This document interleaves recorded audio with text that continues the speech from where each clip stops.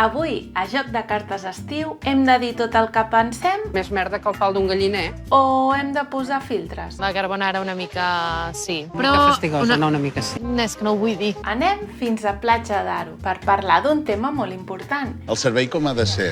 Jo crec que així és una mica d'estar per casa, m'agrada a mi. especialment quan es tracta dels clients. I és que aquest capítol ens mostra dues maneres molt diferents d'entendre la professió. Ves a cagar. I el vés a cagar se li ha de poder dir a un client. Jo sí, la Sara també. Vosaltres? No. No té sentit. No sempre té la raó. Pots assentir i encara que no la tingui, fora. Comencem presentant els restaurants. L'Italianini ja ens avisa. No sóc gens políticament correcte, sóc molt sincera i a vegades això no agrada. Diré el que penso, caigui qui caigui. La tasqueta del mar. Soc una persona molt optimista. M'agrada transmetre-ho. Fem sentir tothom com a casa. Té el client com a centre. El pura brasa. Crec que la restauració s'ha de tratar sempre de vostè. Nosaltres ja es poden queixar els clients del que sigui, el que volem és que torni. On és un client, és un client. Respecte i distància professional. Identifiquem clarament com a l'Italianini les restauradores parlen sense filtres. Home, que l'any passat, prenyada, estaves insuportable. La meva filla fa soroll menjant. Què va? Tota la vida.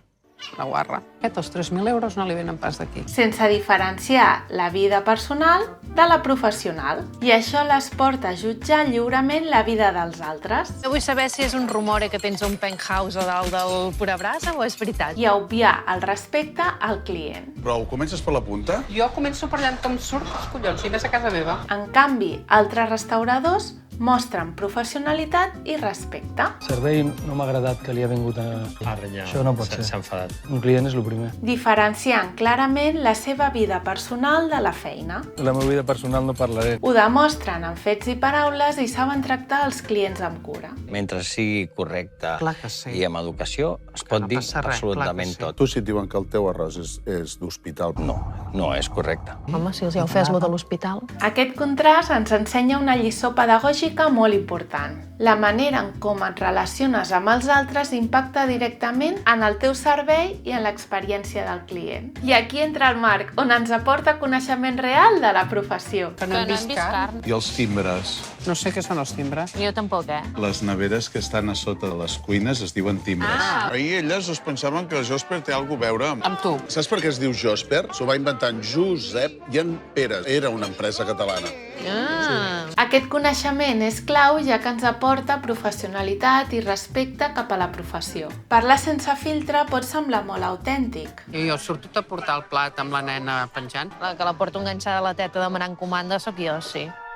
Grábales las caras, Juan, las caras. Però el respecte, la coherència, saber què dir i saber què callar és el que realment marca la diferència. Perquè a vegades parlar molt no vol dir comunicar-se bé. Hombre, tu, que en Marc paga, tu. Fantàstic, mariscada. A tu t'agrada tot gros, La Sara i l'Isabel ens van posar ampollites per a veure si saltem. Tornem al tema de com ens comuniquem i com responem. El Marc senyala el com fer de les coses. Saps què va del revés? A mi m'agrada així. És amb l'últim que em fixo l'ordre dels coberts. I els concursants remarquen com no se'ls hi pot dir res. M'ha semblat un descaro total, perquè més enllà de no tenir experiència, acceptar qualsevol consell que et puguin donar, no? El que fas és contraatacar sempre. Les pautes i les normes estan per alguna cosa. I a la restauració, ignorar-les fa que es noti a taula. I anem amb el tema polèmic, les ressenyes a Google. El tema de la ressenya aquesta famosa. Heu vist el que contesta? Busca ayuda, realmente lo necesitas. Què?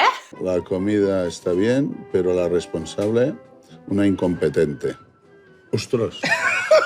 Les crítiques, si es miren amb maduresa, són eines per avançar. Les ressenyes poden fer molt mal a un local, no? Però trobo que no són les maneres de respondre. Tinguis o no tinguis raó. Perquè comuniques tant pel que dius com pel que no dius. Aquí li ha fet suquet.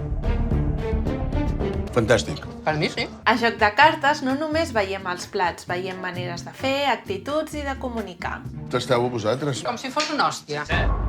Ja li puc tornar dient cefalograma plano? Estic aquí pagant i sobreentretes malament. Si només et tanques, no avances. Tenen moltes coses a aprendre si escoltessin, però d'aquesta manera que reaccionen no les aprendran mai. No preocupis que ens van servir un arròs. Ja, Digno d'admirar. Es una mujer digna d'admirar.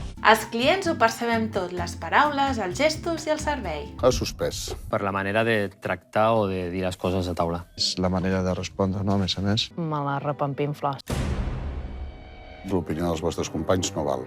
No. Tenen dret a opinar. Que tenim 12 anys. I tu, què en penses? Creus que sempre cal dir tot el que penses o hi ha coses que és millor callar? Deixa'm la teva opinió.